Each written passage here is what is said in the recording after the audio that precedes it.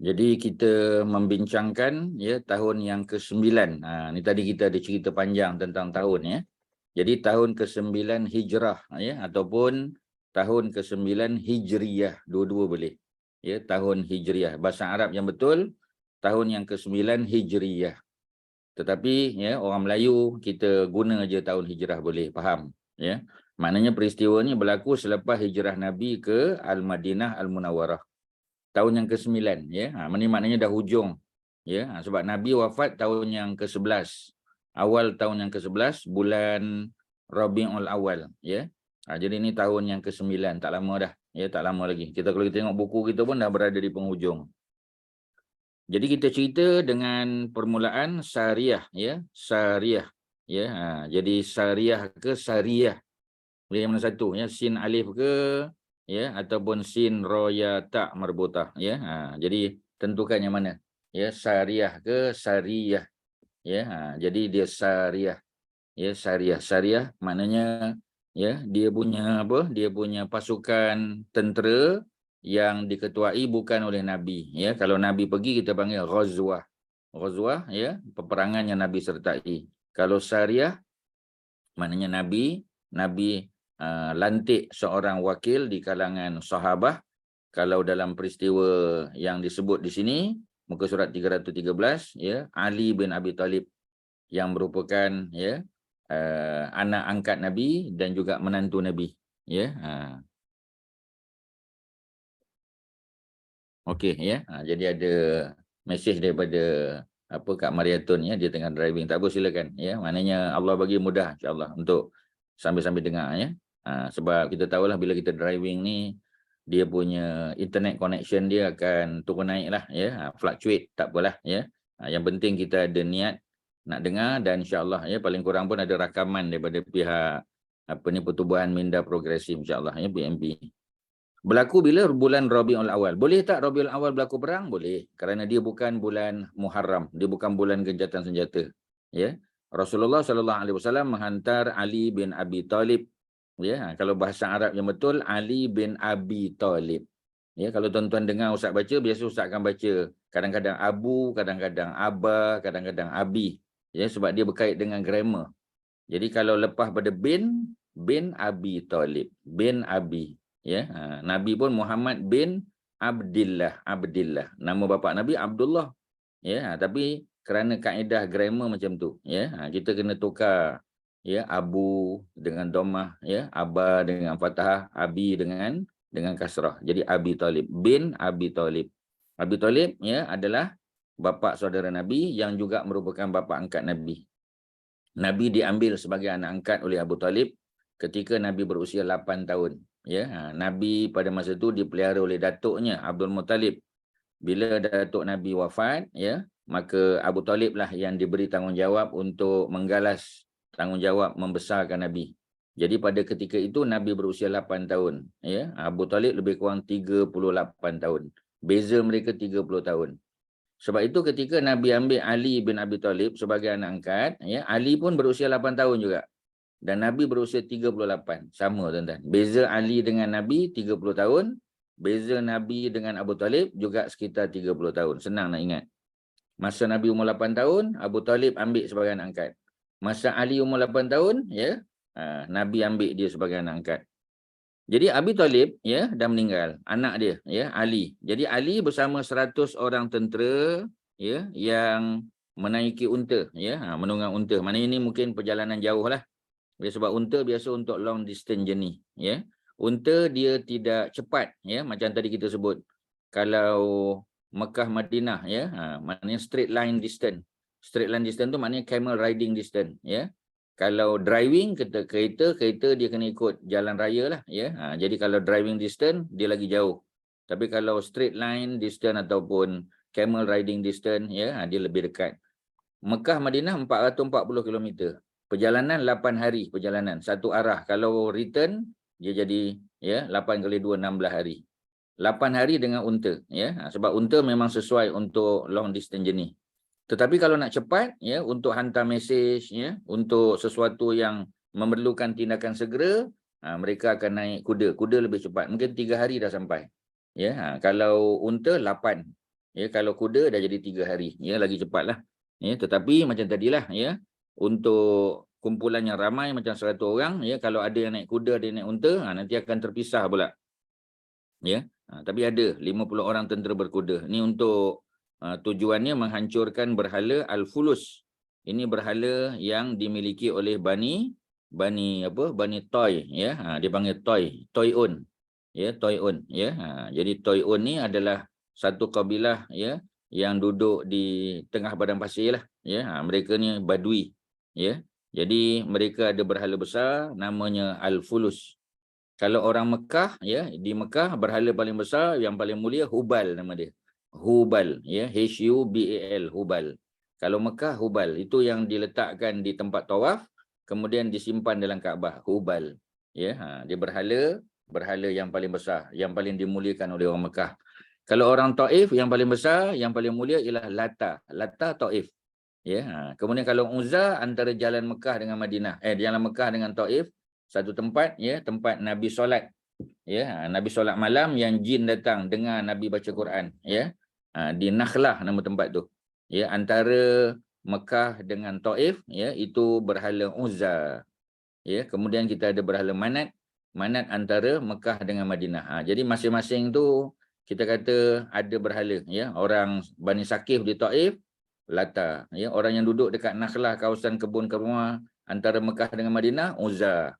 Ya, kalau antara Mekah dengan Madinah ada satu yang dimuliakan oleh orang-orang Madinah, ya, yang kita panggil sebagai Manat, ya. Tapi kalau yang di Bani Toyun ni, Bani Toy, ya, ini dipanggil sebagai Al-Fulus. Jadi ada banyak berhala.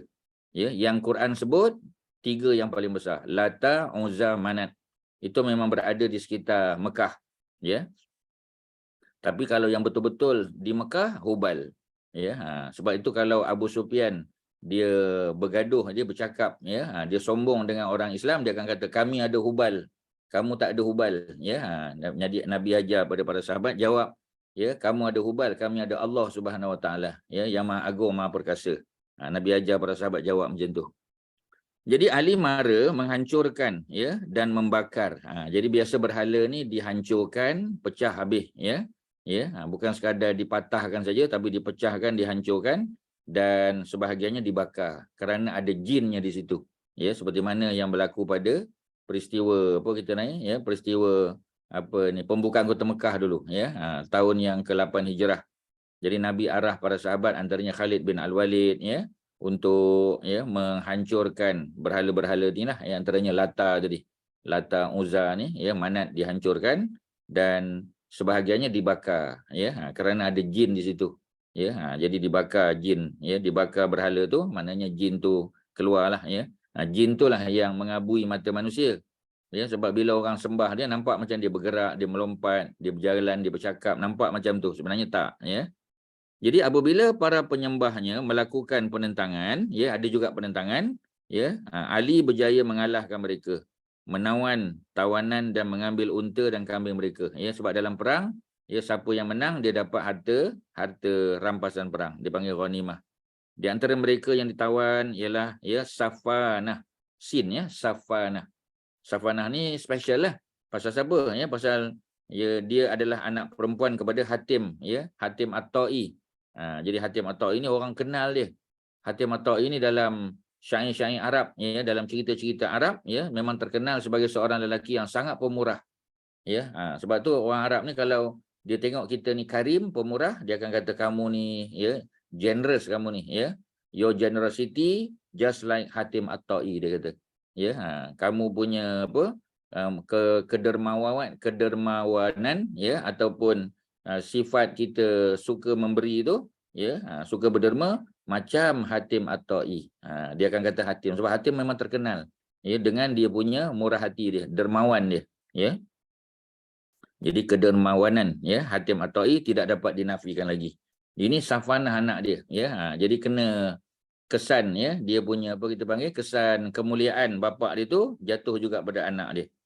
Apabila Ali sampai di Al-Madinah, Safanah minta supaya Rasulullah bebaskan dia. Ya, jadi diminta, ya, dan baginda pun, ya, menunaikan permintaan dia, ya.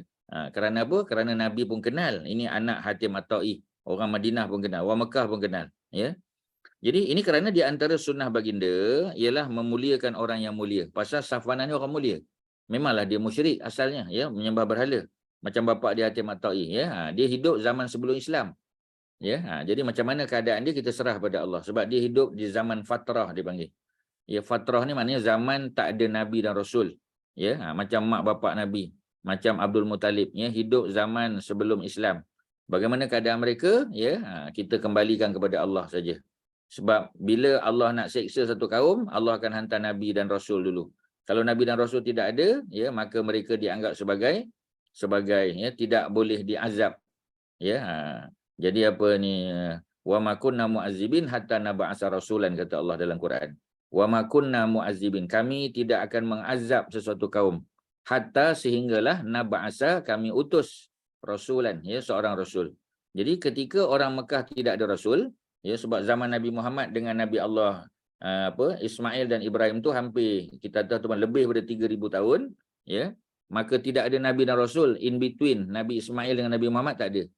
Jadi orang Mekah pada masa tu dia sesat lah kita kata, walaupun ada yang beragama Nabi Ibrahim, ya, tapi agama tu sudah ada corruption, ya, ada yang, ya, walaupun tawaf tapi bertelanjang, ya, walaupun mereka yakin Allah yang cipta mereka, mereka sembah Lata, Uzza, Manat, Hubal dan sebagainya. Jadi agama mereka tu ada penyelewengan, sikit sebanyak ada penyelewengan, ya. Mereka melakukan sembelihan korban tapi kerana berhala, ya, sedangkan korban tu kerana Allah, ya. Jadi benda-benda begitu tu sudah menyerap masuk dalam ajaran agama Nabi Allah Ibrahim.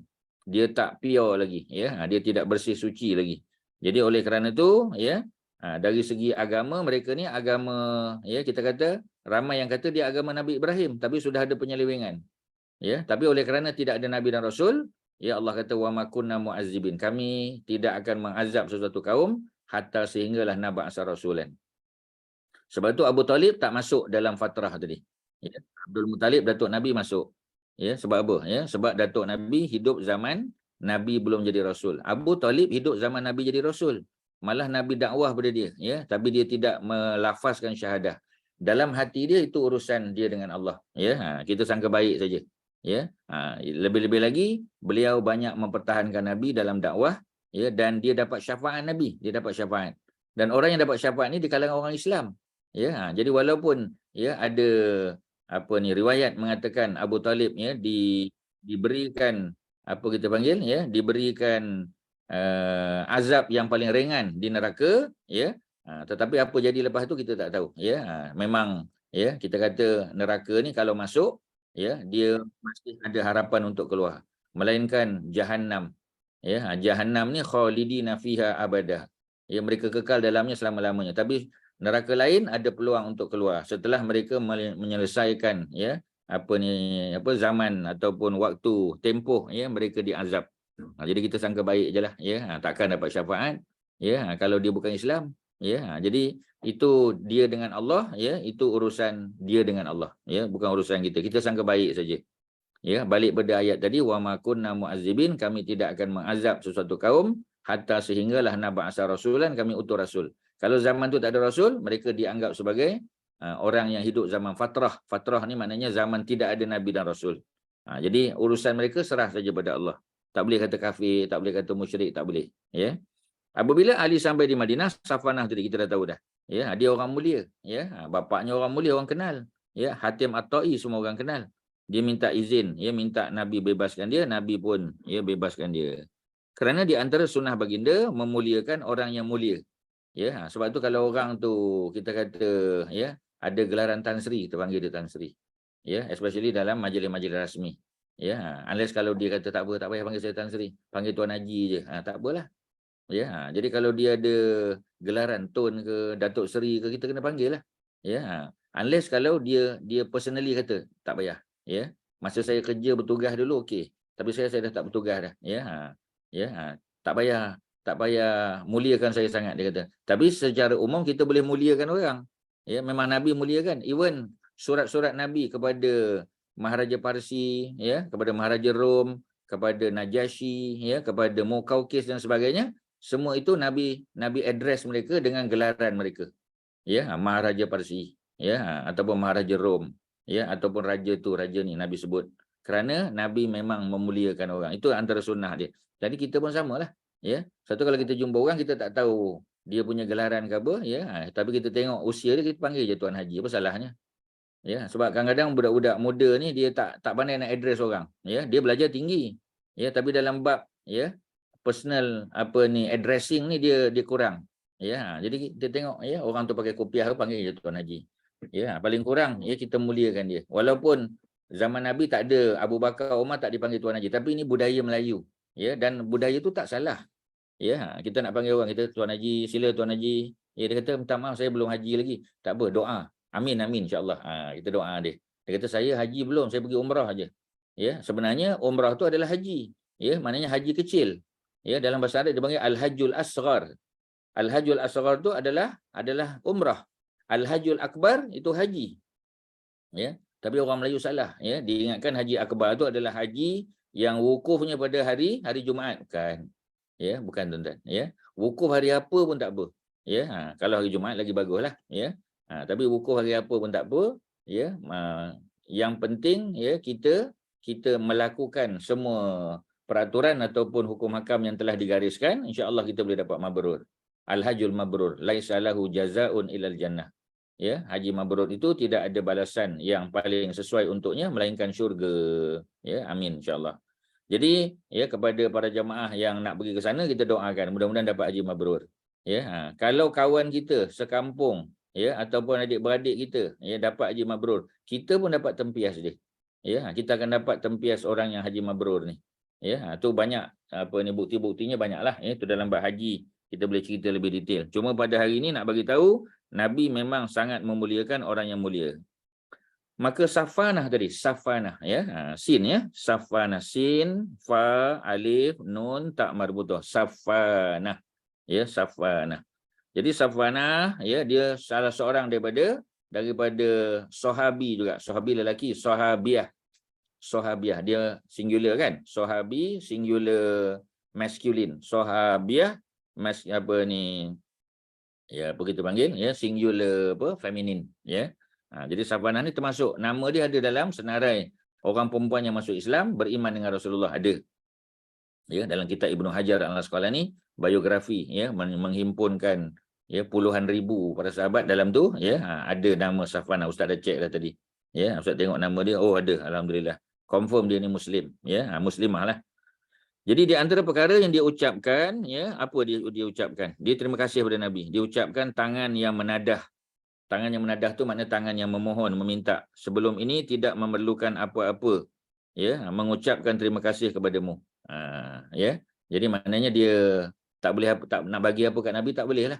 Ya, tapi dia ucap terima kasih kepada Nabi. Macam kita lah sebut jazakumullahu khairan atau jazakallah untuk seorang kan. Tapi kalau kita sebut jazakumullah lagi baguslah. Sebab kita muliakan dia, jazakum, walaupun dia singular, kita gunakan plural, jazakumullahu khairan. Ada khairan kat belakang. Ya, kadang-kadang kita duk sebut jazakallah. Jazakallah apa? Mudah-mudahan Allah membalas. Balas apa? Kena sebutlah dia punya objek dia kat belakang. Jazakallahu khairan, kebaikan. Jazakumullahu khairan. Jadi khairan tu banyak orang tertinggal. Ya, sebab dia tak faham maksud. Jaza, apa makna jaza? Mudah-mudahan Allah membalas kepada kamu ya, apa kebaikan, khairan di belakang. Jazakumullahu khairan. Mudah-mudahan Allah membalas kamu dengan kebaikan. Ya, kita tak boleh nak bagi apa. Ya, orang tu buat baik pada kita, ya, kita doakan kebaikan pada dia. Dan kebaikan tu akan kembali pada kita. Jangan bimbang, tuan-tuan, ya. Kita doakan orang dapat haji mabrur, ya, haji mabrur tu mudah-mudahan tempias sikit sebanyak kena pada kita juga. Ya, mudah-mudahan. Jadi dia kena positive thinking lah, ya. Kena positive thinking. Okey, ya. Jadi tangan yang tidak memerlukan sesuatu selepas ia menadah meminta sesuatu tidak dapat menguasaimu, ya. Jadi tangan yang tidak memerlukan sesuatu, ya, selepas ia menadah meminta sesuatu tidak dapat menguasaimu. Maknanya kalau orang tu tak hormat dengan Nabi pun, dia tak minta bantuan Nabi pun, ya, malah dia nak serang Nabi, nak bunuh Nabi, ya, dia tidak dapat menguasai Nabi. Sebab Allah dah janji, wallahu ya'simuka minan nas. Ya, ayat yang ke-67 kan, surah Al-Maidah. Ya, Allah dah janji Nabi tidak dapat dibunuh oleh sesiapa pun. Ya, orang kafir, Yahudi, ya, ahli kitab ke, ya, kafir musyrik ke, tak boleh bunuh Nabi. Mencederakan Nabi tu boleh, tapi membunuh tak boleh, tuan-tuan. Ya, jadi tu dia punya apa? Dia punya apa kita panggil, ya, dia punya apa ni, jaminan daripada Allah Subhanahu Wa Taala. Jadi tangan yang tidak memerlukan sesuatu, selepas ia menadah meminta sesuatu, tidak dapat menguasaimu. Ya? Jadi tak ada orang dapat menguasai Nabi, bunuh Nabi tak dapat. Allah membalas setimpal dengan kebaikan yang engkau lakukan. Dia tidak menjadikan engkau memerlukan sesuatu daripada orang yang celaka. Jadi kalau orang celaka, orang kafir, ya, tak dapat apa-apa. Ya? Nikmat yang dimiliki oleh orang yang mulia, ya, macam dia tadilah, ya, dia orang mulia, Safanah tadi. Tetapi dirampas oleh orang lain. Jadi kemuliaan tu dirampas, dia ditangkap. Ya, maka Allah menjadikan engkau sebagai penyebab nikmat tersebut dikembalikan. Jadi Nabi lah yang menyebabkan orang yang mulia jadi mulia balik. Orang yang hina tetap hina. Ya. Layanan yang diberikan oleh Rasulullah SAW telah mendorong saudaranya Adi bin Hatim. Adi bin Hatim ni adik-beradik, ya, dengan Safanah tadi. Adi bin Hatim ni dia memeluk agama Islam nanti kemudian, ya, dia agama Nasrani. Ya, dia agama Nasrani, akhirnya dia masuk Islam. Dia melarikan diri ke negeri Syam ketika melihat, ya, panji-panji, ya, panji-panji Islam bergerak ke arah negaranya. Jadi dia lari dulu. Ya, dia tak berlawan lah. Ada nota kaki di bawah, ya. Adi bin Hatim At-Ta'i datang bertemu Rasulullah pada tahun yang ke-9 Hijrah. Ada nota kaki di bawah tu, ya, muka surat 313, kita baca dulu. Keislamannya bertambah baik apabila Rasulullah wafat, ya, Adi datang berjumpa Abu Bakar dengan membawa zakat yang dikeluarkan oleh kaumnya. Jadi dia tolong jadi amil zakat pula. Seorang yang pemurah dan mulia macam bapa dia juga, dihormati oleh kaumnya, dan selain mereka diriwayatkan daripadanya bahawa beliau berkata, tidak masuk waktu solat, ya, kecuali aku berada dalam keadaan amat merindui solat tersebut. Ya, dia meninggal tahun 67 Hijrah. Ya, mana dia meninggal ni zaman siapa tu, ya, zaman kerajaan Abbasiyah. Ya, tahun 67 ni zaman, ya, yang memerintah pada masa itu ialah Abdul Malik bin Marwan, ya, raja ataupun khalifah di kalangan apa Bani Umayyah.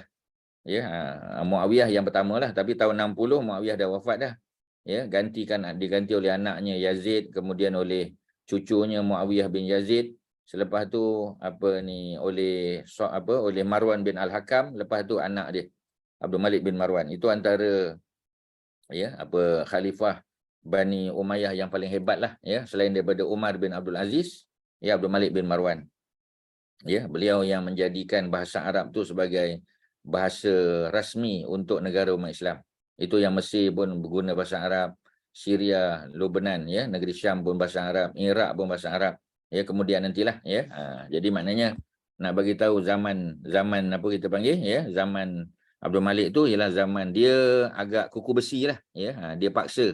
Ya, tapi alhamdulillah, ya, dengan sikap begitu orang dapat menggunakan bahasa Arab dan menguasai, ya, teks Islam, ya, Quran, hadis dan sebagainya dengan baik. Baguslah, ya. Walaupun kita kata nampak macam paksa kan, ya, tapi kalau tak paksa tak boleh, ya. Macam anak dengan cucu kita jugalah. Kalau kita tak paksa dia, ya, mungkin dia bahasa Arab payahlah, ya. Tak nak ambil lah bidang agama, ya. Nak belajar sains lah, habis agama ambil. Ya, sebab budak-budak pelajar sekolah agama banyak ramai, ya, yang ambil apa kita panggil, ya, subjek sains penuh kan, ya. Biologi ambil, fizik ambil, chemistry, matematik tambahan, ya.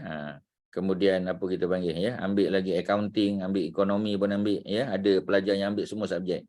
Walaupun kita boleh pilih kan, tapi agama tetap ambil, ya. Bahasa Arab tinggi ambil, subjek syariah Islamiah, ya, subjek Quran Sunnah ambil, ya. Jadi boleh skor 12A, 13A, ya. Macam kita kata apa kita panggil, ya, Nik Madiha di mana kita panggil, ya, di Kelantan tu, ya. 21A. Ya, semua subjek, asalkan subjek tu di offer di sekolah, di SPM, habis semua dia ambil, semua A. Ya, nak kata macam mana tuan-tuan, boleh dapat, boleh, ya. Bukan anak pensyarah universiti pun, ya, bukan anak engineer, bukan anak accountant, ya. Anak seorang nelayan, tapi boleh dapat 21A. Oh, tu cemerlang lah tuan-tuan. Yang itu kena dapat scholarship. Ya, yang itu Petronas kena bagi dia scholarship, ya, ataupun kita kata Khazanah Holding kena bagi dia scholarship, sebab itu memang budak pandai, ya, walaupun tak ada pergi tuition, ya, makan pun tak cukup kita kata, ya, tapi boleh skor. Itu memang kelebihan yang Allah bagilah, ya. Jadi aset negara macam tu kena dijagalah sepatutnya, ya. Kena, tapi kadang-kadang yalah, ya, sebab apa ni, mungkin orang aliran agama ni mungkin orang tak perasan sangat, ya. Sebab dia ingat kan aliran agama ni agama je. Ya, aliran agama English pun tak boleh, ya, matematik, sains pun tak pandai. Jangan, tuan-tuan, ya. Ni zaman, ya, serba canggih kita kata, ya. Walaupun budak kampung, ya, tuan-tuan jangan terkejut, ya, English dia bagus. Ya, sebab apa? Sebab sekarang ni zaman internet, zaman media sosial. Ya, kita tengok, oh, ya, dia punya, ya, sebutan-sebutan, sebab kita boleh tengok YouTube, ya, boleh belajar melalui internet aja. Ya, kita kata duduk kat mana? Sungai Lembing. Duduk kat mana? Ya, Bukit Besi kita kata, ya. Tapi dia punya English bagus. Ya, sebab macam tadilah, ya, kita didedahkan dengan apa? Dengan free education kita kata. Ada internet boleh belajar. Ya, boleh. Ya, American slang pun boleh, ya, British accent pun boleh. Sebab apa? Ya, sebab zaman ni zaman tak perlu pergi tempat tu. Ya, macam kita tengok budak-budak Melayu kan, ya, tengok cerita Korea. Ya, banyak, ya, boleh menguasai bahasa Korea. Lepas tu dia usahalah, ya, tengok kamus apa semua sebagainya. Ya, boleh bercakap. Kita tanya berapa tahun belajar kat Korea? Saya tak pernah pergi Korea. Tapi kita tengok dia punya bahasa dia, wah, ya, mantap. Ya, zaman ni zaman macam tu, tuan-tuan. Kita tak boleh kata yang bagus tu daripada boarding school aja, ya. Budak-budak sekolah kampung pun ramai yang bagus. Kadang-kadang lebih bagus daripada yang boarding school, ya. Sebab apa? Ya, sebab zaman ni zaman siapa yang berusaha dia dapat, manjada wajada. Siapa yang usaha dia dapat. Tak peduli kita duduk di mana. Tapi kena usaha sungguh-sungguh lah. Ya, kena ada wifi connection yang bagus lah, ya. Baru boleh, kalau tidak payahlah, ya.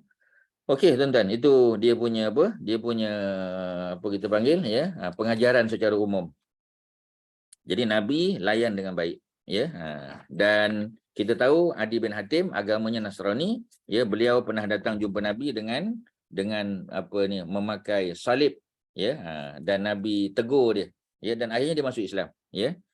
Jadi kita pergi muka surat 314, ya, kalau kita boleh sambung di antara peristiwa yang menyebabkan, ya, Adi datang bertemu Rasulullah, jadi dia sahabat Nabi lah. Ya, sebab kita sebut jadi kan, definisi sahabat, mereka yang man laqiyan Nabi, sesiapa yang bertemu dengan Nabi. Ya, sama ada dia melihat atau tidak, tak menjadi syarat. Kerana kalau dia buta, dia tak tengok Nabi. Ya, kita tak kata man ra'a Nabi, sesiapa yang melihat tak. Ya, Ibnu Hajar al-Asqalani ketika membuat definisi, ya, sahabat ni dia kata man laqiya, sesiapa yang bertemu, ya, Nabi SAW mukminan dan dia beriman. Kalau dia bertemu dia tak beriman, tak jadilah. Ya, dan dia mesti mati dalam iman. Ya, mati dalam Islam. Ya, wa mata 'alal Islam. Tapi kalau dia sekadar bertemu kemudian dia murtad, tak dapat. Ya, ataupun dia bertemu, ya, dia bercakap, dia berbual, dia apa, tapi tak masuk Islam. Ya, macam Abu Lahab. Abu Lahab lagilah bertemu dengan Nabi. Nabi tu dia punya besan, anak saudara dia, besan dia. Ya, tapi dia lawan Nabi, dia tak masuk Islam. Jadi dia bukan sahabi, bukan. Ya. Najasyi kita sebut, ya. Dia hidup zaman Nabi tapi tak pernah jumpa. Jadi bila tak pernah jumpa, dapat tak dia jadi sahabi? Tak boleh. Ya, sahabi tu singular, tuan-tuan, ya. Kalau ramai sahabah. Jadi Adi bin Hatim dia datang jumpa Nabi, ya. Jadi bila dia datang jumpa Nabi itu sebab apa? Kerana Safanah tadi, ya. Mungkin kakak dia ataupun adik dia, ya. Dia telah pergi ke Syam, ya. Adik dia tu ambil inisiatif pergi ke Syam untuk memberitahunya, sebab Adi bin Hatim ni dah lari ke sana. Dia bagi tahu, ya, dia kata layanan yang baik, Muhammad dah bagi aku layanan yang baik. Hatim, ya, apa ni, dia bertanya pada kakak dia, apa pandangan kau mengenai perjuangan yang dibawa oleh lelaki tersebut? Safanah menjawab, aku berpendapat engkau hendaklah segera bergabung dengan dia. Ini kita kata dia beradik yang bagus ni, ya. Sekiranya dia seorang nabi, maka orang yang lebih dahulu mengikutinya mempunyai kelebihan. Sekiranya dia hanyalah seorang raja, maka engkau tetap seperti asal. Adi menjawab, ini adalah pendapat yang bernas. Ya, sebab dia kata pergi datang tengok dulu. Ya, kita kena buat apa kita panggil, ya, buat apa background check dulu. Ya, kita jumpa dia. Sebab tu kakak dia kata, apa ni, Adi, kau pergi jumpa Muhammad ni. Yang kau tengok, kau observe. Ya, kalau dia seorang nabi, untung kita. Kalau dia bukan seorang nabi, dia seorang pemimpin, dia adil, dia bagus, ya, kita pun dapat manfaat daripada dia. Okey, tuan-tuan, ada apa-apa, ya, soalan di peringkat awal ni sebelum kita masuk kedatangan Adi bin Hatim lebih detail, ada apa? Ustaz, tadi Ustaz mention jaminan Allah Nabi tak dibunuh tu. Maidah ayat berapa Ustaz? 67. 67. Okey, thank you. Ya, sama. Ayat 67 ya, surah Al-Maidah surah 5. Ya, jadi ada hujung ayat tu panjang ya, hujung tu ya.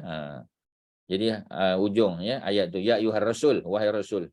Ya, ujung sekali ayat tu ada wallahu ya'simuka minan nas, dan Allah yang akan menjamin keselamatanmu daripada dibunuh ya oleh manusia secara umum. Sama ada orang kafir ke, ya kafir musyrik ke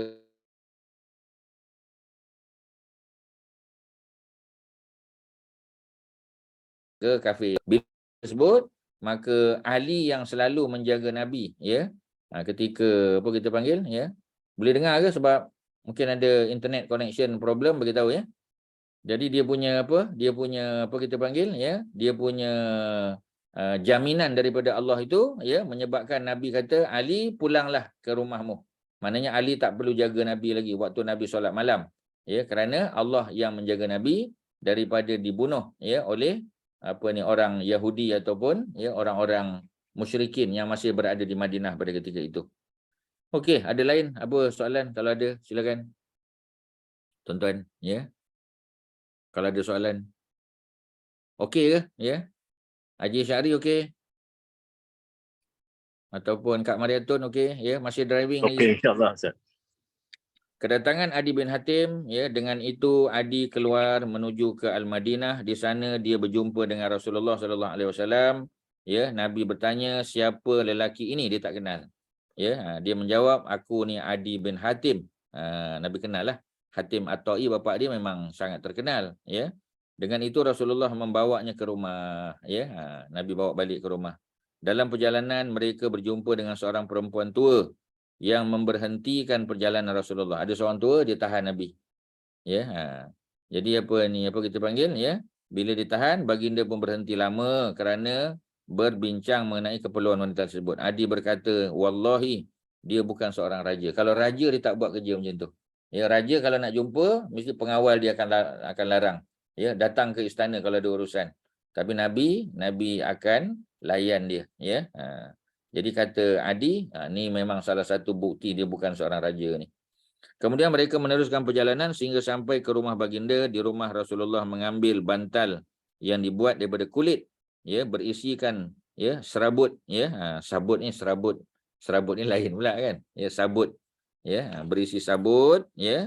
Lalu dihulurkan kepada Adi sambil berkata, duduklah di atas bantal ini. Adi menjawab, engkaulah yang duduk di atas bantal tersebut. Rasulullah enggan berbuat demikian dan memberikannya kepada Adi. Baginda duduk di atas lantai. Kemudian Rasulullah berkata, wahai Adi, ya, masuk Islamlah. Nescaya engkau akan selamat. Ya, aslim taslam. Ya, itu memang dia punya tagline dia. Aslim taslam. Kau masuk Islam, taslam, pasti kau akan selamat. Maknanya orang Islam akan jaga harta dan dirimu. Ya, jadi maknanya Nabi offer dia. Pasal Nabi tengok kebaikan pada dia. Ya. Kemudian Rasulullah berkata, apa lagi ya? Baginda menyebutnya sebanyak 3 kali. Adi menjawab, aku telah menganut satu agama. Ya, kerana dia Nasrani. Nabi berkata, aku lebih mengetahui tentang agama Nasrani itu. Ya. Adi bertanya keheranan, engkau lebih tahu agama Nasrani daripada aku? Baginda menjawab, ya. Kemudian Nabi menyebut beberapa perkara yang dilakukan dalam agama Nasrani. Kerana mengikut apa yang dilakukan oleh orang-orang Arab. Ya. Jadi maknanya orang Arab yang beragama Nasrani pun ramai ya, bukanlah ramai sangat, tapi maknanya Nabi biasa bertemu dengan mereka ya, yang menguasai kitab Taurat dan Injil pun Nabi kenal. Jadi perkara tersebut ya sebenarnya tidak terdapat di dalam ajaran Nabi Isa alaihissalam, seperti mengambil 1/4 daripada harta ghanimah, tak boleh ya. Jadi harta ghanimah tak boleh diambil 1/4 ya, itu dalam agama Nasrani, Nabi tahulah ya. Tapi kalau dalam agama Islam Nabi dapat 20%, ya, 1/5. Ya, Nabi pun dapat 1/5. Macam mana boleh orang lain dapat 1/4? Tak boleh. Selepas itu baginda berkata, wahai Adi, perkara yang menghalang engkau daripada menganut Islam ialah apa yang engkau lihat. Engkau mengatakan manusia yang lemah dan tidak ada kekuatan menjadi pengikutnya, serta orang-orang Arab memeranginya, sedangkan Rasulullah memerlukan mereka. Ya. Wallahi tidak lama lagi harta benda akan melimpah ruah. Nabi dah bagi tahu dah. kerana Parsi akan jatuh ke tangan umat Islam. Bila Parsi jatuh ke tangan umat Islam, ya, maka terbukalah, ya, kita kata apa ni, khazanah dunia. Sebab Parsi ini adalah kawasan penanaman gandum, penanaman barley, ya, juga ada emas, ya, ada permata, ya. Jadi buminya subur, ya. Bila disebut Parsi itu, tuan-tuan jangan tengok Iran saja, ya. Bila disebut Parsi itu maknanya Iran campur Iraq, ya. Sebab apa ni, apa, dalam kelas apa ni, Nur Islam Academy, ya, kelas 4 Khalifah, kita dah cerita, ya, kerajaan Parsi pada masa tu dia punya pusat pemerintahan raja-raja istana besarnya di Iraq, dekat dengan Baghdad, ya. Dulu Baghdad tak adalah, ya, zaman moden, ya. Tapi dulu kita panggil Ctesiphon nama tempat tu, ataupun Madain kita panggil, ya. Madain macam Madain Soleh, tapi ini Madain yang berada di Iraq, ya, dekat dengan di kawasan Mesopotamia, tengah-tengah antara Sungai Euphrates dan Tigris. Ada kawasan, ya, tamadun besar kat situ, dekat dengan Baghdad. Baghdad ni maknanya dekat dengan Sungai Tigris lah, ya. Baghdad tu tengah-tengah Sungai Tigris tu. Sungai Tigris tu, ya, kita kata apa ni, memecahkan Baghdad kepada dua. Sebab Baghdad ni besar, jadi Sungai Tigris tu lalu tengah-tengah, daripada utara pergi ke selatan, dia menyusuri bandar Baghdad tu. Baghdad ada pecah dua lah. Ya, kita ada Baghdad Timur dan Baghdad Barat. Ya, dia ada eastern part dan ada western part. Tengah-tengah tu Sungai Tigris, ya. Jadi kalau apa ni, tuan-tuan ada peluang pergi ke Iraq, ya, kita akan makan di restoran. Restoran tu terletak di sebelah tasik tu. Ya, kita akan dapat bukan tasik, sungai tadi. Sungai Tigris. Cantiklah tempat dia. Ya, sebab tu antara makanan yang popular sana adalah ikan bakar. Ya, macam tempat kita jugalah, ya. Tapi tempat kita banyak ikan sungai, kan. Ya, ikan laut pun ada lah kalau tepi pantai. Di sana, ya, nak tunggu pantai di bawah, jauh di bawah, ya. Jadi di Baghdad ni dia ada sungai Tigris yang memecah, ya, Baghdad menjadi dua, tuan-tuan. Tuan-tuan boleh tengok peta lah, ya. Jadi dia punya apa kita panggil, ya, dia punya kedudukan dia, ya, menyebabkan Baghdad tu ada sumber protein, ya, daripada apa ni, sungai tadi, ya. Dan dia ada binatang ternakan, biri-biri, ya, kemudian ada unta, ya, dan ada khazanah, ada kawasan pertanian yang subur, ya, ada gandum, ada barley, ya, dan ada sayur-sayuran, ada buah-buahan. Maknanya memang Nabi dah bagi tahu dah, ya. Apa Nabi kata? Nabi kata nanti kamu akan melihat, ya, bagaimana apa, ya, bagaimana apa ni, Allah akan buka pintu rezeki ni, ya. Jadi harta benda akan melimpah ruah di kalangan mereka sehingga tidak didapati orang yang ingin mengambilnya, sebab dah terlalu banyak dah, ya. Orang nak terima zakat pun dah tak ada dah. Ini Nabi ceritakan akan datang, ya, zaman Saidina Umar. Nabi dah wafat masa tu. Ini gambaran dunia nanti zaman Umar, zaman Ali lagi hebat, ya. Kemudian zaman Umar bin Abdul Aziz tak ada orang nak terima zakat dah, tuan-tuan. Maknanya, ya, Nabi memberi satu gambaran yang bersifat futuristik, ya, benda yang belum berlaku lagi, ya. Sehingga tidak didapati orang yang ingin mengambilnya, sebab tak ada orang nak ambil, sebab harta dah banyak, ya, tak ada keinginan dah, ya. Sebab tu kita kata kalau para pemimpin ini terdiri daripada orang kaya, jadi dia tak ada nak ambil hak orang lain lah, sebab dia pun dah kaya dah, ya. Jadi maknanya orang nak bagi rasuah kat dia pun dia tak terima dah, sebab dia pun dah banyak duit, nak buat apa, ya. Dia ada jutaan dolar, ya. Kemudian orang nak bagi setakat 100,000, 200,000 tak pandang, pasal dia ada duit lebih pada tu, dia tak perlukan. Seperti mana kita kata apa ni, Zulkarnain, ya. Zulkarnain ketika di-offer oleh masyarakat yang duduk dekat dengan Ya'juj dan Ma'juj, ya, mereka nak offer kepada apa ni, Zulkarnain, ya, Raja Zulkarnain untuk diupah dan dibinakan benteng, ya, untuk kontrol, ya, tahan apa ni, apa, Ya'juj Ma'juj daripada merosakkan kawasan tersebut. Dia kata apa yang Allah bagi pada aku jauh lebih baik. Ya, apa yang Allah bagi kepada aku jauh lebih baik. Aku tak perlukan apa yang kamu nak bagi, ya. Tapi kamu kena tolong aku. Ya, maknanya sebab ada lombong biji besi dekat situ, keluarkan biji besi itu, proses, bantu aku untuk membina apa ni, tembok, ya, menghalang Ya'juj dan Ma'juj. Jadi mereka bantu, ya, tidak perlu bayar upah, sebab apa yang dia ada sudah jauh lebih baik, ya, daripada apa yang mereka nak bayar. Jadi sebab tu pemimpin Mekah kita tengok semua kaya-kaya, ya, daripada zaman Qusay bin Kilab, ya, Nabi punya moyang Abdul Manaf sebagai contoh, ya, Abdul Muttalib, ya, Hashim, Abdul Muttalib, ya, kebanyakan mereka ni semua orang kaya. Kerana dengan kekayaan tu mereka boleh sponsor jemaah haji. Ya, minum Zam-Zam lah, ya. Mereka kuasai Zam-Zam. Ya, mereka boleh layan, ya, orang apa ni jemaah yang datang, mendirikan kemah, bagi makan roti, ya, bagi minuman, jaga keselamatan. Sebab apa? Sebab mereka orang kaya.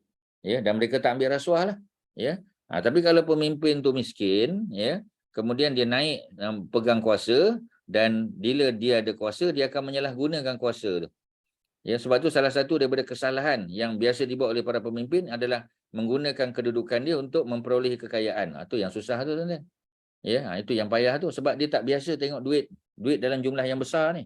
Ya, jadi itulah yang bahaya, tuan-tuan. Ya, cuba kita tengok, ya, zaman apa ni, apa kita panggil, Tok Guru Nik Aziz, ya, Datuk apa ni, Tuan Guru, ya, Nik Abdul Aziz, kita kata masa di Kelantan dulu. Ya, bila dia jadi menteri besar pun duduk rumah lama juga. Ya, masih duduk rumah yang sama, masih mengajar masjid yang sama, ya, walaupun jawatannya menteri besar. Ya, jadi apa ni, apa kita panggil, menantu dia, ya, yang layak untuk pegang jawatan di apa ni, apa kita panggil, ya, syarikat-syarikat di bawah Perbadanan Kemajuan apa ni, apa, Iktisah Negeri Kelantan pun, ya, dia tak, ya, dia minta letak jawatan sebab ada conflict of interest nanti. Pasal keluarga dia, anak-anak lagi tak boleh pegang. Ya, anak-anak dia tetap mengajar sekolah juga. Guru biasa je, tuan-tuan. Ya, mudir sekolah paling tinggi pun, sebab tu sekolah dia, keluarga dia punya. Ya, jadi maknanya nak bagi tahu tak ada conflict of interest.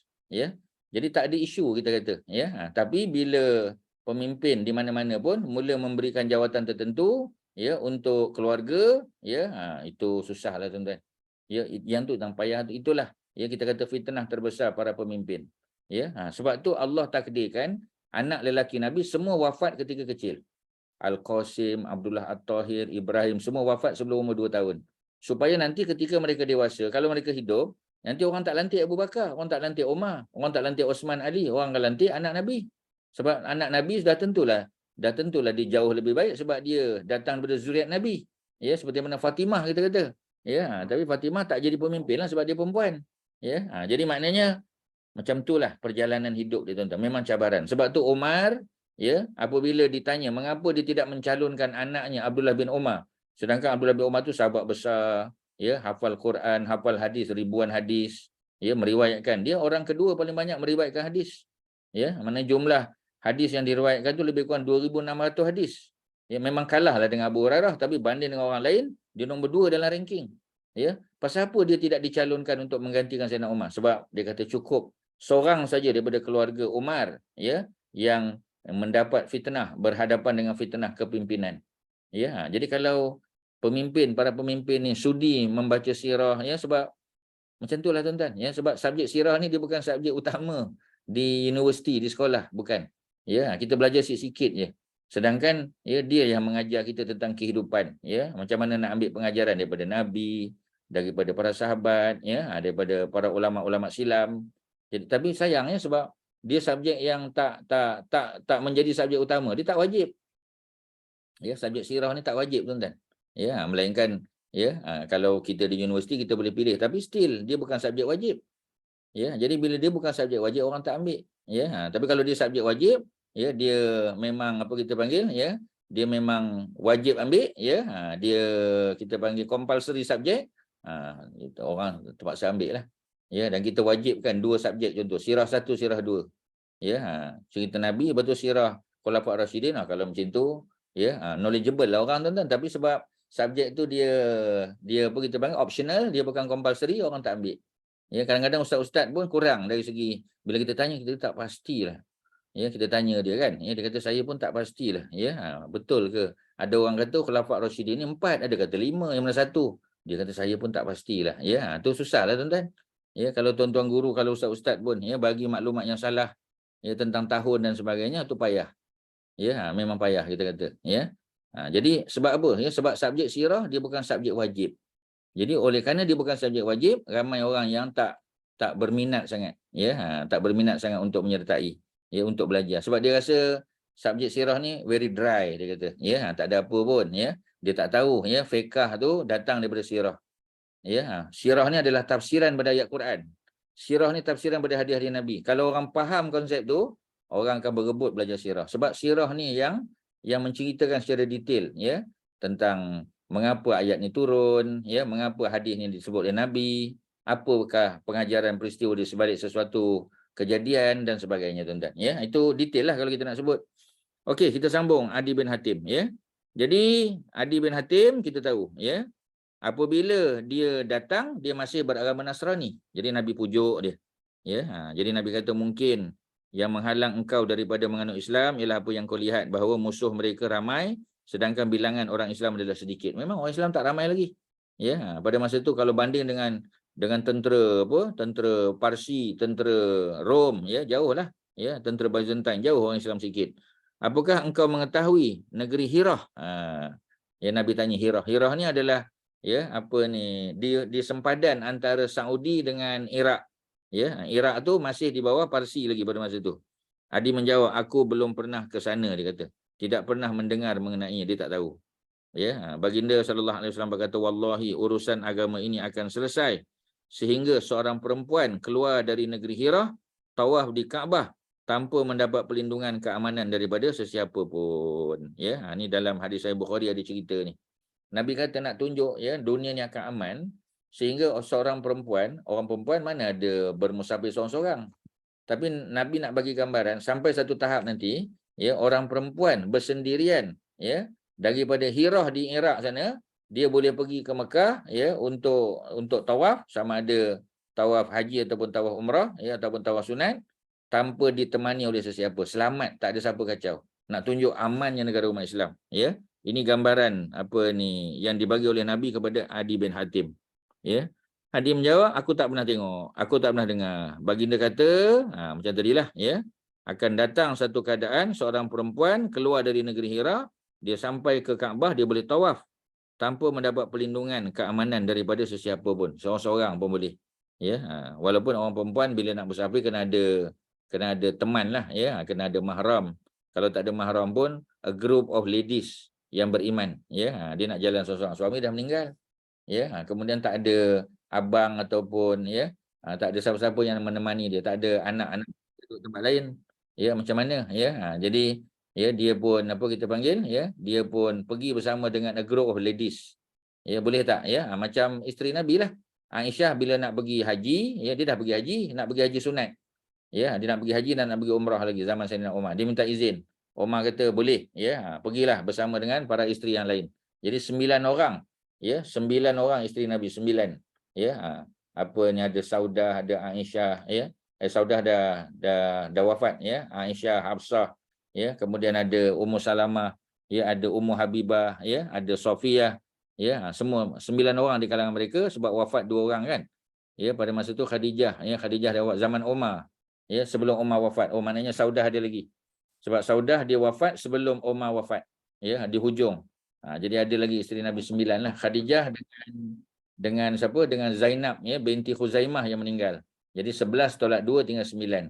Saudah di hujung usia dia, ya, tapi dia masih hidup pada masa itu.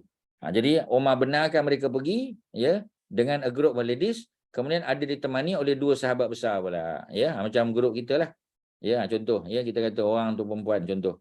Ya, macam apa ni, apa perempuan lah, ya. Mungkin suami dah meninggal, ya. Jadi tak ada anak nak pergi menemani kita sebab dia ada pekerjaan, tak dapat cuti dan sebagainya. Boleh tak kita pergi dengan, ya, a group of apa ni ladies, ya, yang beriman, boleh, yang kita kenal. Ada pula ketua rombongan, ada ustaz, ada mutawif yang bagus, ya, yang boleh dipercayai kita kata, ya, dan pergi pun bukan seorang, pergi naik kapal terbang. Naik kapal terbang duduk dalam tu 300-400 orang, ya. Boleh tak? Jawapannya boleh, ambil daripada cerita Al-Imam Al-Bukhari, kisah, ya, kebenaran yang diberikan oleh Sayyidina Umar kepada isteri-isteri Nabi yang sudah, ya, macam Aisyah, bapaknya Nabi dah wafat, bapak dia Abu Bakar pun dah wafat, ya, 2 adik-beradik dia lelaki pun dah wafat. Jadi siapa nak menemani dia? Jadi isteri-isteri Nabi yang lain lah dipanggil Rifqah Ma'munah, dipanggil Rifqah Ma'munah, mana teman-teman yang boleh dipercayai, yang beriman juga. Ada pula ketuanya Sayyidina Osman, ada ketuanya Abdul Rahman bin Auf, lagi boleh lah tuan-tuan. Ya, macam tu cerita dia. Jadi kalau orang tanya kita, ada tak hujah, ya, orang perempuan yang kematian suami yang tak ada mahram, boleh tak dia pergi haji? Ini bukan haji wajib tau. Ini haji sunat, ya, umrah sunat, sebab Aisyah dah pergi haji zaman Nabi. Ya, jadi dia dah pergi dah. Jadi haji yang dibuat ni adalah haji sunat. Boleh ke? Jawapannya boleh tuan-tuan. Ya, kerana ada ada dalil ya daripada perbuatan Aisyah dan isteri-isteri yang lain pada zaman Umar, ya mereka dibenarkan walaupun untuk buat haji sunat, bukan haji wajib dah. Haji wajib lagi boleh lah tuan-tuan. Ya. Tapi Nabi cerita ni perempuan ni seolah-olah ya dia seorang-seorang saja Nabi gambarkan, nak tunjuk betapa ya. Tuan-tuan, internet okey ke? Okey, Ustaz. awal-awal dia tadi tak okey. Sekarang dah okey ya? Ya. Dah. Kalau tak okey bagi tahu ya. Ya okey, terima kasih. Jadi balik pada kisah tadi ya, ini nak bagi gambaran orang perempuan, bukan nak suruh orang perempuan berjalan sendiri, bukan. Tapi Nabi nak bagi tahu akan datang satu waktu seorang perempuan daripada Hirah tu tuan-tuan. Ya, Hirah tu di Iraq sana tu, sempadan tu ya. Jadi kalau Mekah Madinah pun 8 hari naik unta ya. Ini kalau Hirah ni akan ambil masa mungkin 3 minggu perjalanan. Ya, pergi balik tu maknanya sebulan dekat apa kita panggil dekat 2 bulan. Ya, maknanya nak bagi tahu bahawasanya dia boleh pergi tanpa ditemani oleh sesiapa dan dia selamat. Ya, ini gambaran yang Nabi bagi kepada Adi bin Hatim, ya. Kemudian apa lagi? Kemungkinan penghalang kamu daripada menganut Islam ialah apa yang kamu lihat, raja dan pemerintah menentang mereka. Ya, memanglah raja dia tak sukalah, ya. Tapi kalau tuan-tuan ingat ketika Bazan, ya, Bazan tu adalah gubernur Yaman. Ya, jadi dia hantar 2 orang pengawal dia ataupun 2 orang hulu balang dia untuk tangkap Nabi, untuk bawa ya jumpa dengan Maharaja Parsi. Ya, Nabi bagi tahu apa? Ya, Nabi kata, ya, kamu baliklah ya sebab Maharaja Parsi kamu dah dibunuh dah. Ya, Nabi dah dapat wahyu. 2 pengawal tadi balik jumpa Bazan. By the time dia jumpa Bazan, 2 ada wakil daripada Parsi bagi tahu memang ya Raja Parsi telah dibunuh. Dibunuh oleh anak dia sendiri. Ya, Syairawan bunuh anak dia, bunuh bapa dia. Syairawan tu pula jadi Maharaja Parsi.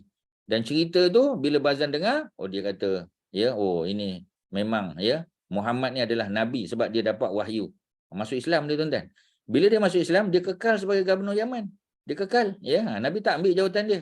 Nabi tak bagi pada orang lain, ya. Nabi bagi pada kroni dia. Tak ada tuan-tuan. Ya, jangan bimbang. Jadi kita tak ambil jawatan ya daripada orang lain kalau dia masuk Islam dan dia taat. Dia akan dapat memegang jawatan tersebut, ya. Jadi raja dan pemerintah menentang umat Islam sebab mereka ingatkan Islam ni nak ambil jawatan tu dan nak lucutkan mereka. Tak, tuan-tuan. Islam akan bagi pada mereka dengan syarat mereka masuk Islam dan mereka mahu mempelajari agama, tuan-tuan. Ya, jadi maknanya bukan sekadar masuk Islam tapi mereka beramal dengan Islam tu. Wallahi ya tidak lama lagi engkau akan mendengar istana putih, ya, Aiwan Kisra, istana putih, ya, yang terletak di bumi Babylon ditawan, ya. Babylon tuan-tuan, ya. Ini Babylon ni macam billion pula tuan-tuan, bukan, ya. Babylon, ya. Babylon, tak ada I tu. Babylon, ya. Babylon adalah negara Mesopotamia, negara Iraq, ya. Sebab apa disebut bumi Babylon, ya? Kerana Babylon tu dulu memang kerajaan Babylon, tapi kemudian dia dah jatuh di tangan Parsi, Persian Empire. Pusat pemerintahan dia adalah Madain ataupun Ctesiphon dipanggil. Ya, bahasa apa? Kita kata bahasa Parsi lah. Ctesiphon, ya. CTSE, ya, FON, ya, Ctesiphon. Nak eja pun sangat payah tuan-tuan. CT, ya, S, ya, SIFON, Ctesiphon tu bahasa Parsi lah. Ya, bahasa Arabnya Madain, ya. Itu duduk di dekat dengan Baghdad, lebih kurang dalam mungkin 25 minit, setengah jam kot daripada Baghdad, ya. Perjalanan ke Ctesiphon tu. Ada istana yang melengkung tu. Tuan-tuan boleh buka jilid 1 sirah kita, ya, di Moses, ya, tuan-tuan boleh tengok ada istana, ya, istana putih, dipanggil White Castle, ya, ataupun Aiwan Kisra, ya, yang masih ada sampai sekarang. Tuan-tuan boleh tengok, ya. Ustaz pergi bulan 11 tahun lepas di Baghdad, ya, kita boleh tengok, ya. Ada lagi Aiwan Kisra tu. Nabi bagi tahu, ya, walaupun bukan zaman Nabi, dia jatuh ni di tangan zaman Umar nanti, ya. Wallahi tidak lama lagi kamu akan mendengar istana putih yang terletak di bumi Babylon ditawan. Nabi dah bagi tahu dah. Macam mana Nabi tahu? Daripada wahyu lah, ya. Adi akhirnya masuk Islam dan semasa hidupnya beliau sempat melihat semua perkara yang disebut oleh Rasulullah. Maknanya panjang umur dia sebab dia meninggal, ya, tadi kita dah tengok kan, meninggal pada tahun 67 Hijrah. Ya, tengok muka surat 313 di nota kaki tu. Dia meninggal tahun 67 Hijrah. 67 Hijrah ni zaman siapa? Bukan zaman Umar. Mana dia dah tengok peristiwa tu zaman Umar. Bukan zaman Ali, bukan zaman Saidina Hasan. Bukan zaman Muawiyah. Bukan zaman Yazid, bukan zaman Muawiyah bin Yazid, bukan zaman Marwan bin Al-Hakam. Zaman siapa tuan-tuan? Abdul Malik bin Marwan. Ya, jadi maknanya dia dapat tengok semua yang Nabi cakap tu, dialah saksi. Ya, kita kata dia adalah saksi mata. Ya, dia melihat sendiri. Jadi tu apa yang Nabi sebut tu semuanya ya berlaku dan Nabi sudah tentu dapat maklumat melalui wahyu. Okey ya, apa soalan silakan tuan-tuan ya. Kak Zainab ada apa? Kalau ada. Maknanya dua perkara penting lah yang Nabi yakinkan Adi ni untuk masuk Islam tu Ustaz. Satu, apabila melihat yang wanita tadi tu pergi ke tawaf di Baitullah dari Hirah tu selamat balik, pergi dan balik. Dan keduanya apabila yang istana yang terletak di Babylon ditawan. Ya. So Betul. dua lah. Dan benda ni disebut ya, disebut di dalam hadis-hadis yang sahih. Dalam Sahih Bukhari pun ada sebut cerita perempuan tadi. Ya, jadi walaupun Adi tak pernah dengar Hirah kat mana tu, dia pun tak tahu.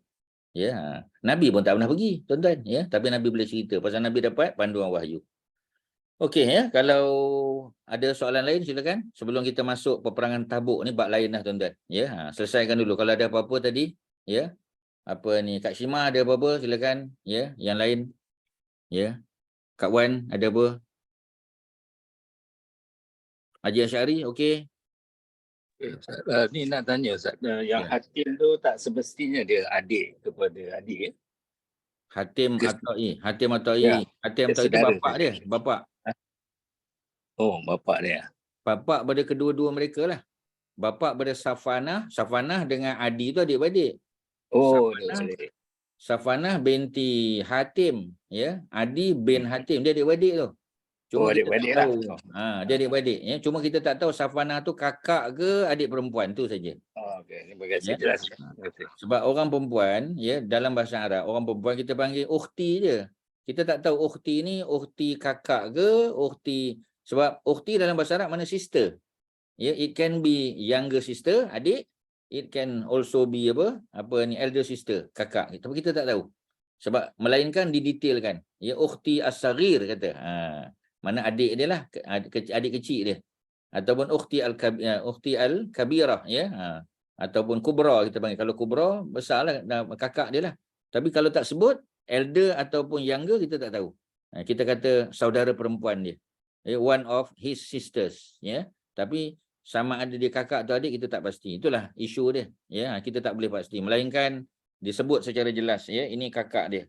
Jadi dia adik-beradik, ya. Adi bin Hatim adik-beradik dengan Safanah. Safanah yang kena tangkap tu. Masa Safanah kena tangkap, Adi dah lari dah, ya. Dia dah lari. Jadi kedua-dua mereka anak pada Hatim Atha'i yang terkenal dengan sifat, ya, kedermawanan dia, dermawan dia, ya, dan dia memang suka bersedekah, ya. Tapi zaman Hatim Atha'i itu hidup, zaman tu ialah zaman di mana Islam, ya, Islam belum datang lagi. Mana Nabi belum dilantik menjadi rasul. Tapi cerita tentang Hatim Pemurah tu semua orang tahu. Masyarakat Arab memang tahu sangat, ya, keadaan Hatim Atha'i tu. Okey, ada apa lagi? Silakan sebelum kita masuk perang Tabuk. Ustaz nak tanya pasal zaman Fatrah. Ya. Zaman Fatrah ni melibatkan penduduk Mekah je kan Ustaz? Oh, bukan. Semua negara, semua tempat dalam dunia ni. Oh, okey. Mana selagi tempat tu tak ada Nabi dan Rasul diutus, kita tak bolehlah kata mereka tu ahli neraka, tak bolehlah. Ya. Sebab tu kita kata macam di dalam hutan contoh, orang asli.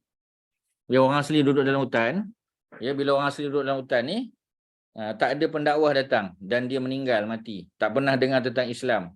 Ya, tak pernah dengar cerita tentang Tuhan, tentang tak tahu.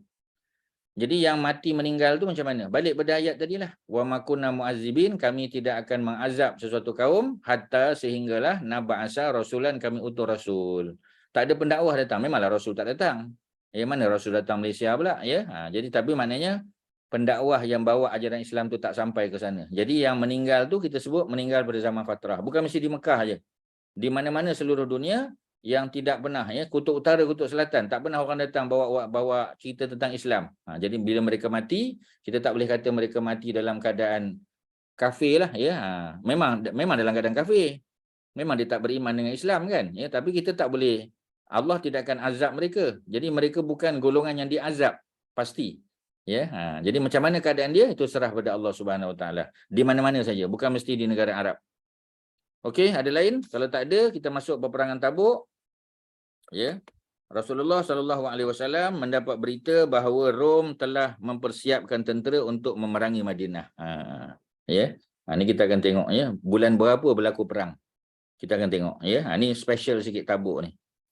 Patutnya tidak berlaku pada bulan Muharram, ya. Tak boleh berlaku bulan Rejab, tak boleh berlaku bulan Zulkaidah, tak boleh berlaku bulan Zulhijjah, tak boleh berlaku bulan Muharram. Ya, sebab itu kita dah sebut, ya, bahawasanya musim haji berlaku pada bulan-bulan Muharram. Ya, contoh, ya, orang dah pergi berlepas ke haji pada bulan Zulkaidah, orang dah pergi dah. Ya, orang buat haji pada bulan Zulhijjah dan balik selepas tu. Kalau dia balik, ya, tak sempat balik bulan Zulhijjah, dia balik Muharram, masih selamat lagi. Tak ada apa gangguan. Sebab itu perjanjian orang Arab. Bulan Muharram, jentatan senjata, tak boleh bergaduh, tak boleh perang. Tak boleh mencuri, merompak sebagainya. Ya. Bulan Rejab special sebab nak tunggu Zulkaidah, Zulhijjah maupun Muharram jauh sangat. Jadi Allah buat tengah, ya, bulan Rejab bulan yang ke-7. Ya, sebab kalau Zulkaidah bulan yang ke-11. Ya, Zulhijjah 12, Muharram bulan 1. Jadi tengah-tengah tu ada tak gencatan senjata, ya, untuk mereka buat short distance journey, ada, namanya bulan Rejab. Ya. Jadi tak boleh perang juga. Tapi kalau kita diserang ataupun kita dengar, ya, ada pihak musuh yang sedang merancang untuk serang kita, so kita kena bertindaklah lebih awal walaupun berlaku dalam bulan Rejab, ya. Ini berlaku ketika muslimin menghadapi kesusahan, kemarau dan cuaca panas terik.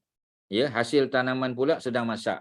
Jadi kurma sedang masak sebab musim panas adalah musim kurma masak. Ya, kalau kita kata di Saudi sekarang maknanya bulan 8 lah. Ya, bulan 8, bulan 9 tu, ya, tengah panas terik. Ya, dalam suasana tersebut orang ramai suka untuk menunggu dan memetik, ya, hasil tanaman.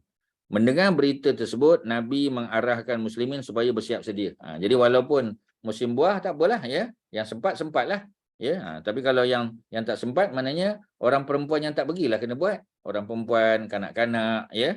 Dan orang kita panggil orang-orang yang tak boleh nak pergi perang dah, ya. Jadi mereka kena bantulah, ya, untuk menurunkan buah-buah daripada pokok tadi. Tapi orang Islam lelaki yang sihat, ya, yang ada kemampuan, ya, ada kita panggil, ya, ada bekalan makanan dan minuman, mereka kena pergi.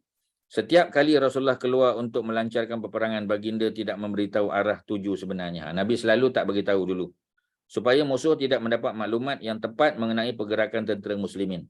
Jadi Nabi tak beritahu melainkan kepada orang-orang tertentu saja. Ya, kerana apa? Kerana Nabi takut ada yang terpecah rahsia. Kadang-kadang kita ni terlepas cakap. Ya, kita kata, ya, mungkin dia cakap dengan isteri dia, ya. Dia kata ni besok kita nak ke Tabuk ni, ya. Jadi itulah. Ya, insya-Allah malam besok lepas Isyak kita nak pergi, so jaga anak, jaga dia cakap dengan isteri dia. Ya, jadi isteri dia tercakap pula dengan orang lain. Ya, jumpa pula orang munafik ke apa sebagainya, dia pecah rahsia. Jadi tak mau benda tu berlaku. Ya. Tetapi dalam peperangan ini, baginda memberitahu arah tujuan. Ini pelik. Selalu Nabi tak cakap. Tapi kali ini Nabi beritahu. Kerana perjalanan yang jauh. Ya, sebab nanti kalau Nabi tak cakap, nanti persediaan mereka tu kurang. Ya, mereka kena bawa bekalan yang banyak ni. Ya, sebab Tabuk ni duduk di Saudi atas, ya, sempadan dengan Jordan di atas tu. Ya, sempadan dengan Jordan. Maknanya lebih daripada Madain Soleh. Madain Soleh tu atas dah. Madain Soleh tu pergi Madinah pun dah 450 km. Atas lagi, ya. Jadi maknanya dah sempadan dah. Jadi Nabi bagi tahu kali ini, ya. Dan kekuatan musuh supaya mereka membuat persiapan yang sewajarnya. Dah bagi tahu dah musuh ramai. Yang kita akan hadapi ni adalah tentera-tentera Roman, ya, Roman soldiers daripada Byzantine Empire. Ya, empire besar pada masa itu, ya, disebut dalam suratul Rum.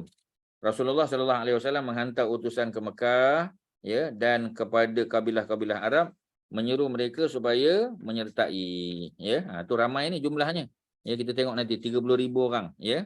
di kalangan para sahabat Nabi. Peperangan bersama baginda, ya. Jadi sebab apa Nabi bagi tahu kepada orang Mekah, ya, kawasan sekitarnya, sebab dah ada gencatan senjata, ya. Dan ramai orang Mekah dah masuk Islam. Orang Mekah 2000 kan, masa pembukaan kota Mekah 2000 masuk Islam. Termasuk Abu Sufyan, Muawiyah, Yazid, ya, termasuk Hindun, keluarga mereka, ya. Ini keluarga pemimpin Mekah masuk Islam.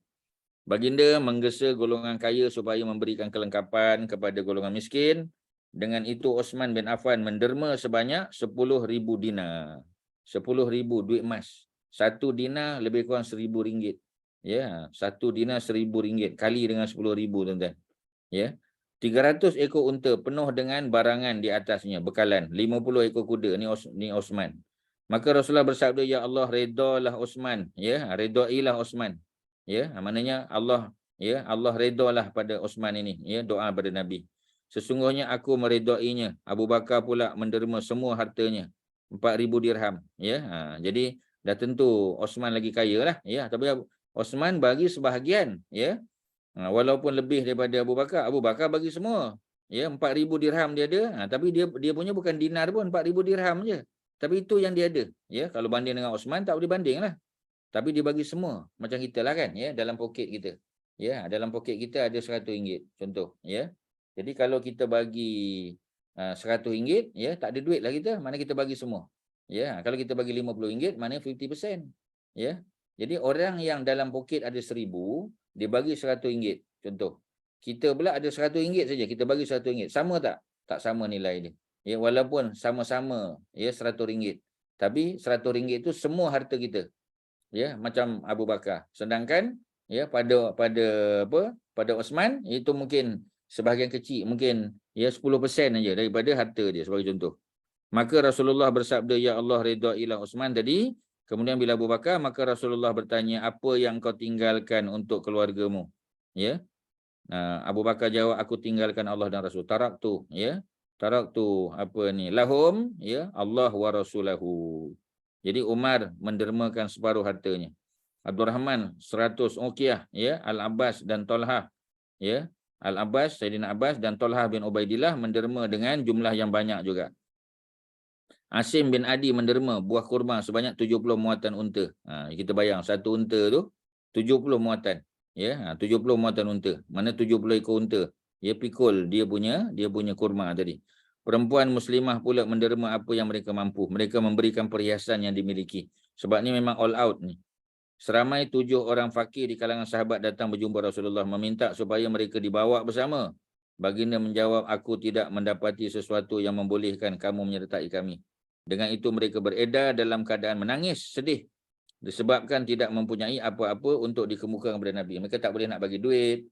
Mereka tak boleh nak bagi apa-apa harta. Dan mereka menginfakkan diri mereka untuk dibawa pergi. Tapi tak ada bekalan. Ya. Jadi pergi macam tu saja. Osman memberikan kelengkapan kepada 3 orang daripada mereka. Daripada 7 yang datang tadi, ya, maka yang dapat dibantu 3 je lagi. Ya, jadi untunglah 2 orang lagi diberi kelengkapan oleh Al-Abbas dan bakinya 2 orang oleh Yamin bin Amru. Ya, ada nota kaki seorang ahli kitab yang menganut Islam. Ya, namanya Yamin bin Amr. Yamin bin Amrin. Ya, tak boleh sebut Amru lah. Ya, sebab dia lepas bin dia baris bawah. Ya, Yamin bin Amrin, bukan Amru lagi. Tulisnya Ain Mim Rawaw. Ain Mim Rawaw bunyinya Amru kan. Tapi kalau dia datang selepas bin, ya, anak kepada, kena baris bawah kepada roh. Jadi ialah Yamin bin Amrin. Pelik, tuan-tuan. Ya, tapi macam itulah bahasa Arab. Ya. Okey, ya. Itu kalau kita boleh sebut salah seorang daripada ahli kitab. Ya, ilmu, ya, Ibnu Abdul Bar, bukan Abdul Bir tu, ya. Betul kan? Ibnu Abdul Bar. B-A-R-R, ya, Ibnu Abdul Bar. Ya, Ibnu Abdul Bar ni salah seorang ulama sirah, ya, dan juga ulama biografi, ya, macam Ibnu Hajar juga. Yamin bin Umair, ya, dia kata Yamin bin Umair, ya. Tadi disebut apa kita panggil Yamin bin Amr, ya. Jadi ada sikit bezalah. Daripada Bani An-Nadir, ya, Bani An-Nadir, bukan Bani Nadir ni adalah salah satu kabilah, ya, kabilah ya, Yahudi yang merancang untuk bunuh Nabi, kita tahu. Menganut Islam dan hartanya terpelihara, keislamannya bertambah baik. Maknanya ketika kaum dia ya ditawan, ya dia masuk Islam. Jadi selamatlah dia tak perlu dihalau keluar. Ya, itu kata apa? Nota kaki di bawah ni. Jadi Ibnu Abdul Bar, ya bukan Bir ya, Ibnu Abdul Bar. Ya menyebut Yamin bin Umair nama dia. Yamin bin Umair. Tadi Yamin bin Amrin ya, ada persamaan lah. Jadi ni masalah bahasa Arab ni ialah kerana barisnya tak ada tuan-tuan ya. Quran pun tak ada baris asalnya. Jadi boleh baca Amrin, boleh baca Amru, ya, boleh baca Umair, boleh baca Amar, ya, boleh baca Umar, ya. Jadi itulah masalah dia tu. Ya, jadi kena apa? Kena terimalah ya. Mungkin Yamin bin Amar ataupun Amrin ataupun Yamin bin Umair mungkin ya, ada dua. Ya, dan yang pasti dia adalah seorang lelaki beragama Yahudi asalnya daripada Bani Nadir ya, yang mereka ini merancang untuk bunuh Nabi tapi tak berjaya ya, kerana rahsia mereka itu dipecahkan oleh apa? Didedahkan oleh Jibril alaihissalam. Ya, rahsia itu didedahkan oleh Jibril alaihissalam. Jadi tak ada apalah, clear lah tuan-tuan ya. Jadi dia masuk Islam dan dia duduk di Madinah. Kemudian apa lagi ya? Itu kalau kita sebut tentang Yamin tadi ya. Yamin bin Amrin ya ataupun Yamin bin Umair ya, ada dua riwayat lah. Yamin bin Umair ya. Kalau dalam buku lain orang tulis Yamin bin Umair, orang yang sama. Apabila tentera Islam berkumpul, mereka keluar bersama-sama Rasulullah. Bilangan mereka ialah 30,000 ramai tuan-tuan. Ya, 30,000 orang ya. Tapi nanti lawan dengan tentera apa kita panggil tentera Rom ya. Tentera Rom ni memang kalau keluar pun 100,000 tu senang-senang je. Mungkin lebih ya. Jadi Muhammad bin Maslamah dilantik sebagai pengganti baginda di Madinah. Jadi dia jadi caretaker Madinah. Muhammad bin Maslamah ni biasanya adalah pegawai tugas-tugas khas. Ya, dia special force ni ya. Kemudian apa lagi? Dilantik menjadi pengganti di Madinah dan Ali sebagai penjaga keluarga Nabi. Ali tak pergi. Ni yang orang munafik ya, apa ni, apa kita panggil? Ya, ejek dia ni ya. Tengok ya, Muhammad bapa mertua engkau pun tak bawa engkau pergi. Ya, hina engkau ni ya. Itu yang menyebabkan Ali terasa hati ya, sebab dia pun manusia biasa juga. Ramai di kalangan munafik yang diketuai oleh Abdullah bin Ubay tidak ikut serta. Abdullah bin Ubay berkata, Muhammad memerangi kaum berkulit kuning. Ya, kulit kuning ya, maknanya orang inilah ya, apa ni, Roman people. Dalam keadaan kita menghadapi kesulitan, dahlah panas ya, negara yang kita nak pergi ni amat jauh. Apakah Muhammad menyangka bahawa berperang dengan kaum kulit kuning sebagai satu mainan, main-main ke? Ya, wallahi aku seolah-olah melihat para sahabatnya dibelenggu ya, tertawan, kena tawan. Itu ketua munafik Abdullah bin Ubay, kita dah tahu dah cerita dia. Sekumpulan orang-orang munafik berkumpul dan mereka menyebut sesuatu dengan tujuan menakut-nakutkan Rasulullah dan para sahabat. Baginda mendapat tahu apa yang mereka perkatakan ya, dan menghantar Ammar bin Yasir. Ammar bin Yasir anak Sumayyah. Ya, anak Sumayyah dan Yasir yang dibunuh ya semasa di Mekah dulu, ni anak mereka Ammar. Ya, dia pun Nabi hantar Ammar untuk bertanya kepada mereka mengenai apa? Mengenai perkara tersebut. Mereka menjawab, kami bergurau dan main-main aja. Kami bukan cakap betul pun. Ya, ni gurau-gurau saja. Ya, tapi macam tadilah kita tahu orang munafik ni macam mana. Jadi sekumpulan tentera di antaranya Al-Jad bin Qais datang berjumpa Nabi dan mereka minta izin untuk tarik diri. Mereka tak nak pergi. Ya. Mereka berkata, ya Rasulullah, izinkan kami menarik diri dan janganlah engkau biarkan kami terfitnah, kerana kami tidak tahan apabila melihat perempuan kaum kulit putih, ya, kulit kuning tadi. Jadi orang Eropah ni lawa-lawa, segak-segak. Dia kata kami tak boleh, tak tahan kami. Kalau tengok perempuan macam ni, berasa nak pada mereka pula. Jadi kalau kami ikut perang, tak boleh. Ya, kami tak mampu. Jadi mereka buat alasan macam tu pula. Orang-orang Arab Badui juga datang minta izin untuk tidak menyertai peperangan. Mereka adalah golongan yang tidak mampu atau bilangan mereka sedikit. Ya, ada yang macam tu. Tak apalah, ya, sebab mereka tak mampu. Rasulullah memberikan keizinan. Ramai juga di kalangan ya musyrikin yang minta keizinan untuk tidak menyertai tentera muslimin. Rasulullah izinkan. Tindakan Rasulullah ini mendapat teguran daripada Allah melalui firman-Nya. Ya, Allah turunkan surah At-Taubah. Sebab tu ayat ni cerita dalam surah At-Taubah. Ya, cerita Nabi lah, ya. Yang mana Allah telah maafkan Nabi. Afallahu anka. Ya, afa itu apa past tense dia? Ain fa alif. Afallah, ya. Jadi Allah tu jadi dua pelaku. Allah telah memaafkan, ya. Jadi angka ya terhadap apa yang telah engkau izinkan tadi. Ya, 5 azinta lahum. Sedangkan Nabi tak boleh senang-senang maafkan atau bagi keizinan, tak boleh. Ya, jadi Nabi apa kita panggil Nabi sangka baik saja. Dia dah orang tu minta, Nabi bagi je lah. Hatta yatabayyana laka allazina sadaqu wa ta'lamal kazibin. Jadi sedangkan patutnya Nabi buat background check lah dulu. Betul ke mereka ni ya apa ni tak nak pergi tu sebab apa ya, tapi mereka tak tanya. Mereka tak cerita, Nabi tak buat background check. Jadi Allah tegur Nabi. Tapi Allah kata Allah maafkan Nabi.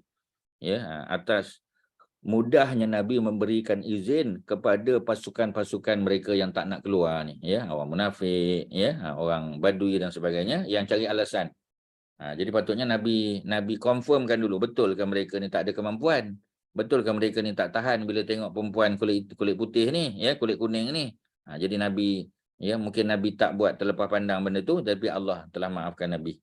Kemudian Allah menyebut mengenai orang-orang yang meminta izin, ya. Jadi Allah sebut innama yasta'zinuka allazina la yu'minuna billahi wal yaumil akhir. Ya, jadi innama hanya saja yang minta izin tu, ya, orang yang minta izin kepadamu hanyalah orang-orang yang tidak beriman kepada Allah. Sebenarnya orang-orang tu tidak beriman, orang munafik contoh. Ya, golongan musyrikin, ya, mereka tak beriman dengan Allah, wal yaumil akhir, tak beriman dengan hari akhirat, ya. Kemudian wartabat, ya, wartabat, dan mereka ragu-ragu, ya, qulubuhum, hati mereka ragu-ragu, ya, terhadap Islam, ya. Fahum fi raibihim, ya, yataraddadun, dan mereka ya, mereka teragak-agak, ya, ya taraddadun, teragak-agak di dalam raibihim, di dalam keraguan, dalam mereka ragu, teragak-agak pula tu. Selepas itu Allah menyatakan alasan yang mereka kemukakan adalah alasan bohong, ya, yang mereka bagi itu semua adalah alasan bohong, tuan-tuan. Okey, ya, ada apa-apa soalan silakan, tuan-tuan. Ya, kita habiskan di situ aja, ya. Ustaz Muhammad, Maslamah tu dia ada kaitan dengan apa Abu Ayyub Al-Ansari ke? Apa hubungan dia? Dia ada hubungan ke? Tak pasti pula, ya. Pasal apa dia ni? Ada apa? Kak Zainab ada baca kat mana-mana jumpa? Saya ada terbaca Maslamah tu bin Al-Ansari. Oh, kalau Ansari semua orang Madinah Al-Ansari. Semua orang Madinah, semua Al-Ansari. Ansari itu maknanya orang yang menolong Muhajirin. Ya, Anas bin Malik Ansari juga. Anas bin Malik, Abu Ayyub Al-Ansari, semua orang Madinah tu, ya. Yang berasal dari Madinah, ya. Sa'ad bin Mu'az, Sa'ad bin kita panggil Sa'ad bin Rabi', ya. Semua tu orang Jabir bin Abdullah, semua tu Al-Ansari. Mereka yang menolong orang Islam yang hijrah, semua tu adalah Al-Ansari, orang Madinah. Dia tak ada hubungan keluarga lah, ya, secara umum tak ada hubungan keluarga, melainkan kabilah yang sama mungkin, ya. Okey, ada lain? Silakan. Tuan-tuan. Ya, sama. Ya, kita nak baca sebelah tu dah dekat pukul 1, ya. Jadi ustaz berhenti di situlah, ya. Tuan-tuan boleh tandakan bawah muka surat 317. Ya, kita selesai di situ, nanti kita sambung. Ya, sebab nak bincang ayat tu dia panjang, ya. Dia masih tak selesailah. Perang perang Tabuk, ya, tidaklah terlalu panjang, tapi ya, tidak terlalu panjang tu sebab perang Tabuk tu nanti tak berlaku bila orang Islam sampai ke sana, ya. Pihak Persian pihak Byzantine Empire punya soldiers dah lari dah, ya. Sebab Allah campakkan rasa takut dalam hati mereka. Tu kita akan sebut pada pertemuan akan datang lah, ya. Jadi hari ni 7 hari bulan kan, 7 hari bulan 6 2023 kita selesai di situ, ya. Kalau ada apa-apa soalan sebelum tamat, ya, ada apa-apa mungkin pihak PMP nak buat ucapan apa-apa untuk korban ke sebagainya, silakan.